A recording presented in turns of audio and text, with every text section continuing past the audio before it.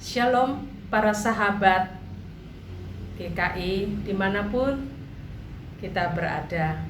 Puji syukur kita boleh berjumpa dalam acara Sapaan Gembala GKI.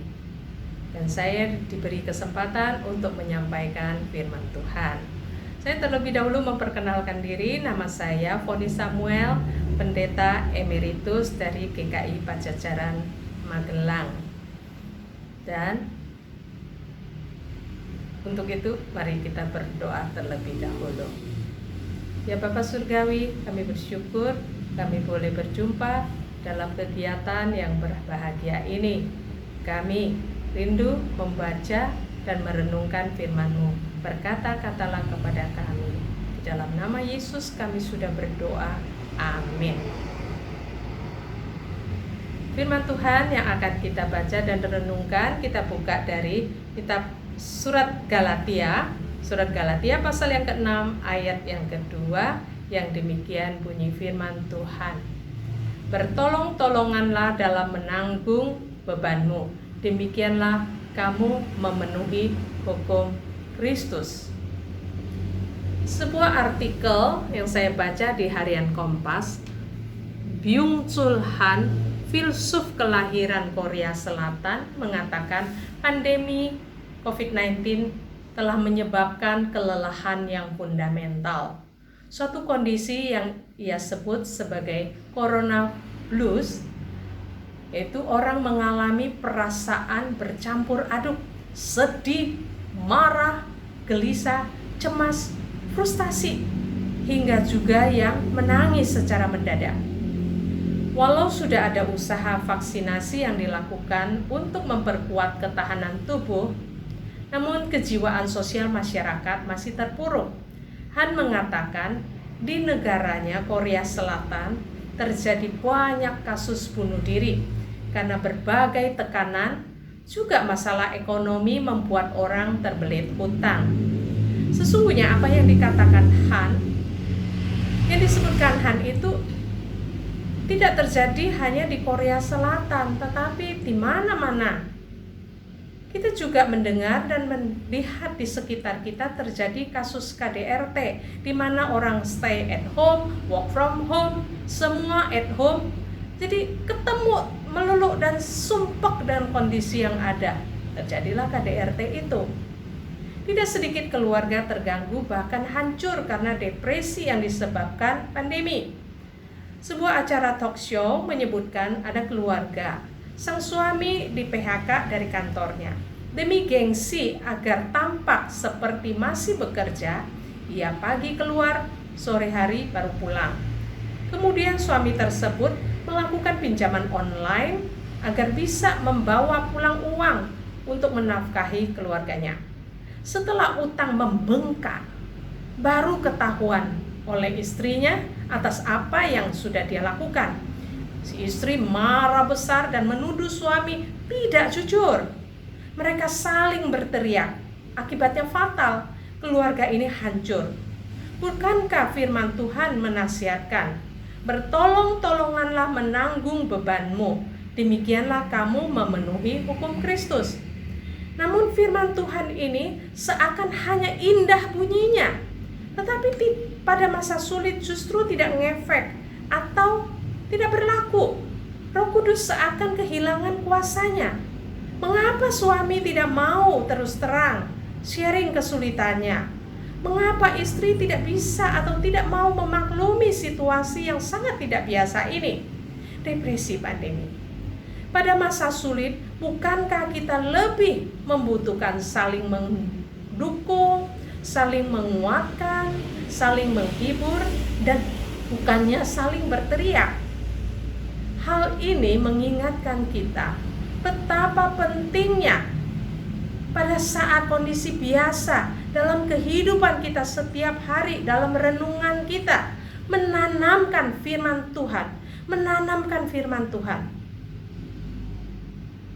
di dalam diri kita, dalam pikiran kita, dalam jiwa kita, hati kita, agar ketika terjadi masalah yang berat, kita ada firman Tuhan, energi spiritual yang menopang kita dalam menghadapi situasi yang berat.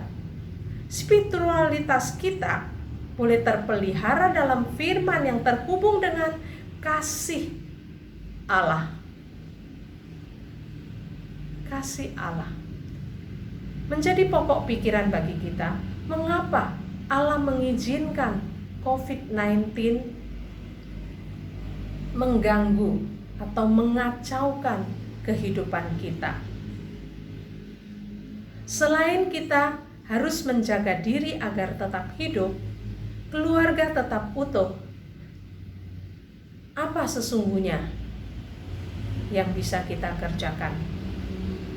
Bagaimana kita melakukannya?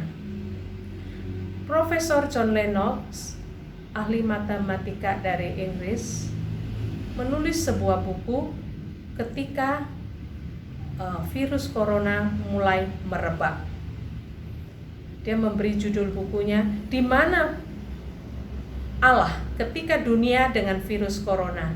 Dia mengusulkan setidaknya kita dapat menghadapinya dengan 3 cara. Cara intelektual, secara emosional, secara spiritual. Nah, secara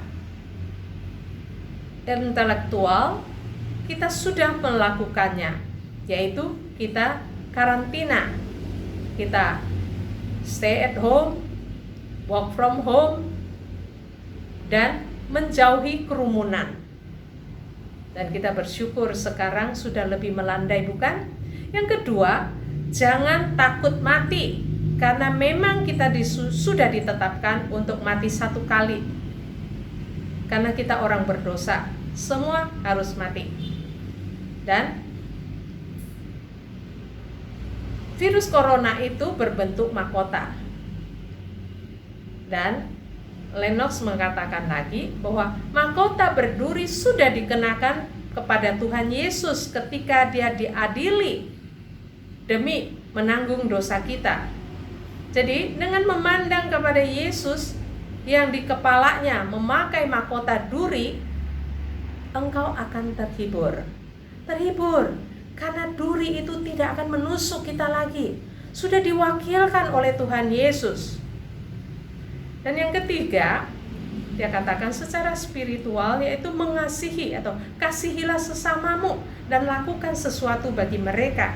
Maka banyak orang akan mendapat berkat. Orang akan diselamatkan bagi kemuliaan Tuhan dan hidupmu menjadi lebih berarti. Depresi pandemi itu pasti akan berlalu. Engkau bertahan, walau sekarang tidak nyaman. Masih banyak pembatasan. Stay at home, work from home. Dan kita bersyukurlah masyarakat mulai menggeliat. Dan ketika dia berhati-hati, semua itu akan berlalu. Untuk itu, saudara yang dikasihi Tuhan, kita bersyukur atas pemeliharaannya dan mari kita berdoa. Ya Tuhan, walau terjadi depresi pandemi, jadikanlah hidup kami berarti. Kasihanilah kami, keluarga kami, bangsa kami, umat kepunyaan-Mu. Dan kiranya Tuhan menjaga dan melindungi kami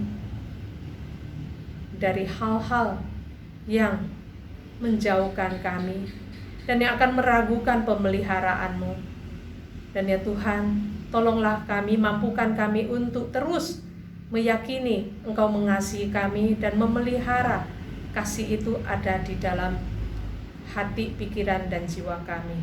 Mahkota berduri yang dikenakan Kristus, kiranya itu boleh menjadi kemenangan bagi setiap kami. Terima kasih, dalam nama Tuhan Yesus kami berdoa. Amin.